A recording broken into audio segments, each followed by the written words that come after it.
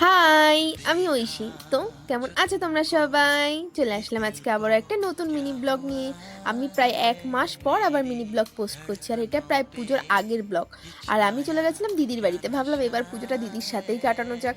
এর আগে আমি কোনোদিন কলকাতার পুজো সেভাবে দেখিনি, কিন্তু অনেক শুনেছি যে দুর্গাপুজো কলকাতায় অনেক বড় করে হয়, অনেক সুন্দরভাবে হয়। তার জন্য আর এবার ভাবলাম যে যাওয়াই যাক। দিদিও অনেকবার করে জোর করছিল যে বোন চলে আয়, তার জন্য চলে গেছিলাম দিদির বাড়িতে।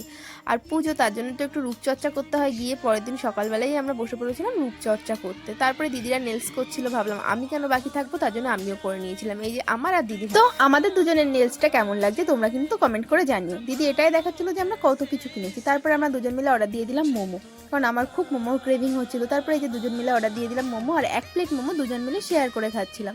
তারপরে এই যে আমরা বাড়ি চলে আসলাম। আর তোমরা তো দেখলে যে ক্রাফটের জিনিসগুলো এনেছিলাম, সেটা আমরা সারা রাত জেগে সেটা বানাচ্ছিলাম। তো ভিডিওটা কেমন লাগলো জানিও। টাটা।